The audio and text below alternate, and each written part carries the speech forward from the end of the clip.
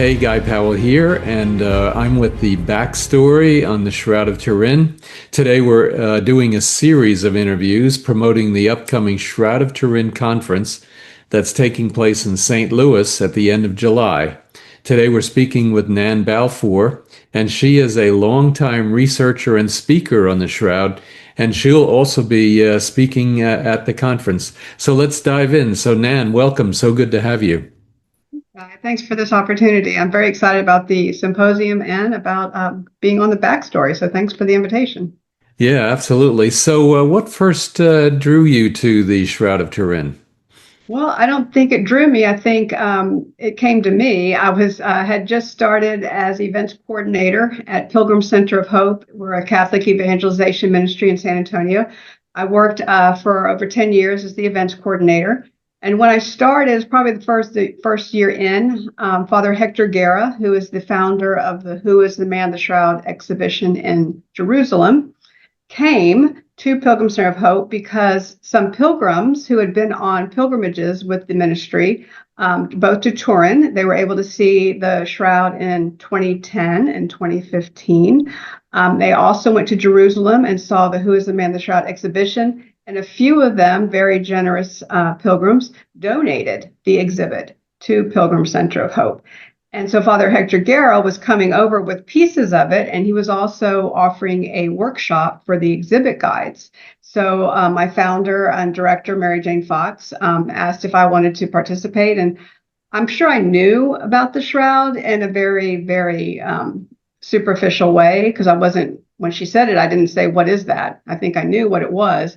But it wasn't until Father Hector took us through this journey through the exhibition that I was just completely I just wondered, why did I not know about this before?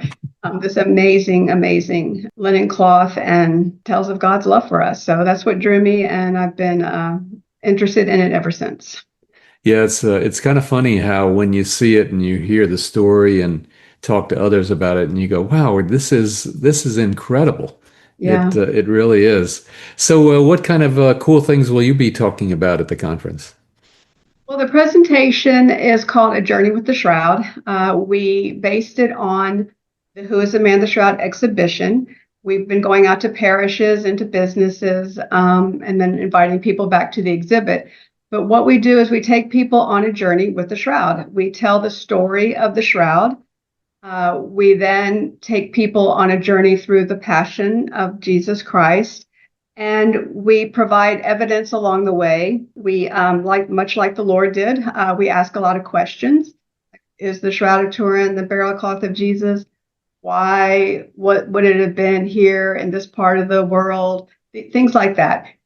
We kind of lay out little breadcrumbs along the way for that people to pick them up and connect the dots. So we provide the dots and we have them connected, because that's why it's called Who is the Man, the Shroud. We don't claim that it is the burial cloth of Jesus, but we also don't say it's not.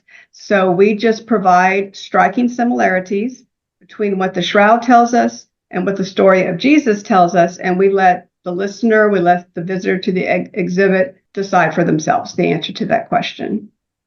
Yeah, fantastic. And and it's funny because that's kind of, it reflects what you kind of said earlier, is once you heard about the shroud and whatever, then you were able to, it sounds like, explore more and then become, very enamored with it, and then become convinced that it is the authentic burial cloth. Yes, and when Father Hector Guerra came, the understanding was we would have the exhibit out. So they started looking for a building to put it in. This was 2014. It didn't happen. And then in God's providence, Pilgrim Center of Hope, which is on this beautiful land in the middle of San Antonio, you'd think it'd be really busy, but once you go on the property, it's very quiet, very peaceful. They had an opportunity to buy the land. So they took this as God's sign that he wanted the exhibit there at Pilgrim Center of Hope. And through, again, generous donors, Pilgrim Center of Hope was able to purchase the property. Then we went into this fundraising campaign to build the building, and then COVID hit, and it just went to bust. So interestingly, though, we were at a staff meeting one day, and the media department was telling us that there's one episode of what we have a program that's on the radio and now it's a podcast. It's called Journeys of Hope. That this one episode on the Shroud continues to be at the top of the most watched and listened to shows, and it was filmed years ago. And so that we took that as a sign the Lord wants his shroud known. Well, how do we do that when we're all virtual now? Well, we started thinking, how can we do it? And we filmed 2 streaming episodes on the shroud. And I just felt a call in me, Guy, that I need to be part of this. And that was not my job. I was an events coordinator, but I said, I want to do this. And I said, for all the times you're paying me to be events coordinator, but every work I do for you for the shroud, I'm not going to charge you. I said, I just really feel called to do this. And I was actually helping write the scripts for it. And writing the scripts, like you said, I just got more and more. And it was very technical, very academic, very much, what did the Shroud show about this? And what happened here? And just more and more feeling the presence of the Lord with me saying, this is my mission, go forward. And yeah, I read every book that I can get my hands on now. No, fantastic. Yeah, same here. And I've got a stack of about 20 papers that I can't get through because there's just so many, Same here. and there's new ones coming every day. Yes. Yeah, you know, though there is one challenge that I've run into, and that is, when I talk about the shroud, people will say, well, I just don't need the shroud. It's a relic. What do I need that for? My faith is strong enough. How do you respond to that? Well, I would tell that person to consider the Apostle Peter. I'm sure he thought his faith was strong. And in fact, what did he tell our Lord when he sat next to him? I'm going to the death with you. I'm going to go all the way. And even the Lord told him right there, no, you're not. Your faith is not strong enough. You're not going to do that. And he didn't even believe the Lord then. Oh, I will. And he quickly fell away. I'm sure no one was more surprised how weak his faith was than Peter himself. So I don't think we can be a judge of how strong our faith is. I also think about the Apostle John. He was with Jesus the entire public ministry, one of the first chosen, part of his inner circle, went through Calvary. He didn't want to run away. He was there. But he says he wrote himself that he did not believe until he walked in that tomb and saw. I saw and I believed. Well, what did he see? It was an empty tomb. Well, yeah, Jesus wasn't there, but something was there, the linen cloth. So what was it about this cloth? So, Guy, I asked, had the privilege of meeting Barry Schwartz a couple of years ago at an exhibit opening. And I asked him, I said, are you noticing lately more people interested in the shroud? And he said, Nan, more people have called me this year than all the previous years combined. So there's something about the shroud. I am convinced the Lord wants us to know about the shroud. And it was actually Father Hector, when he came, how Pilgrim Center of Hope was convinced that they should have the shroud exhibit because their mission is to connect people to Christ and the church. It's evangelization. Father Hector said, Jesus continues to evangelize through the shroud. So I love that statement because he's not saying that it is the burial cloth of Jesus, but he is saying Jesus is acting through the shroud. So is something big coming and our faith is going to fall and become weak? Could be. I don't know. But we all are going to have our own moment of testing. And if the Lord thinks the shroud is important, then I think we should not be so vain as to say, I don't need that. It's fine. I'm good. Well, you're not good. Yeah, you need exactly. it. Well, I really like your those two analogies or stories with Peter and John. They make a lot of sense, and it is funny when John goes to the tomb and he says, it reads that he finally saw and believed. That is such a powerful statement, and yet you're right.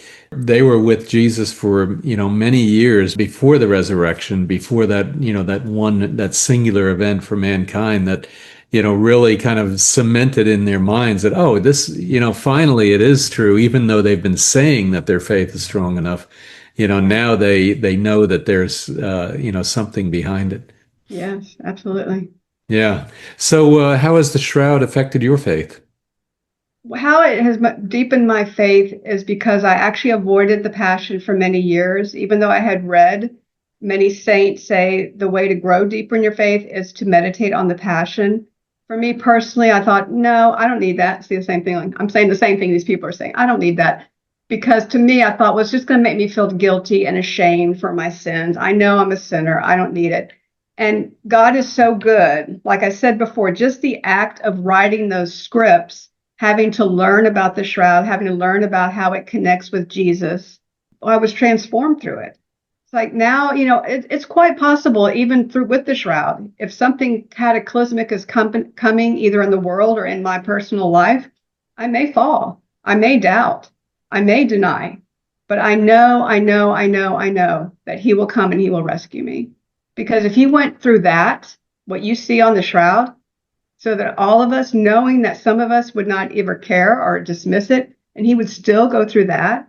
I think about Guy, I don't know the theology on this, but I'm thinking when that body was in the tomb and Jesus had separated from it, he still possessed it, but he was separated from it. He could have just washed his hands of us and gone back up to heaven as the Son of God and said, well, I tried. But he actually came back into that body to be in eternity, fully man, fully God. A God who will do that will not let me fall. As long as I do my best, he will come and rescue me. So it has had as you can tell, a profound effect on my faith. Yeah, absolutely. And well, it's so well said. And yes, he did come back, and it is a testament to his dedication and God's dedication to all of us. Yes. Well, Nan, thank you so much. Very powerful perspective and thoughts, and I really like a number of your comments, and they make a lot of sense. To the audience, if you found this discussion to be intriguing and interesting, please go to shroud2025conference.com to learn more and see the full lineup of speakers, and then, of course, register to attend, and we both hope to see you there. Nan, thank you so much. Thank you, Guy. God bless you.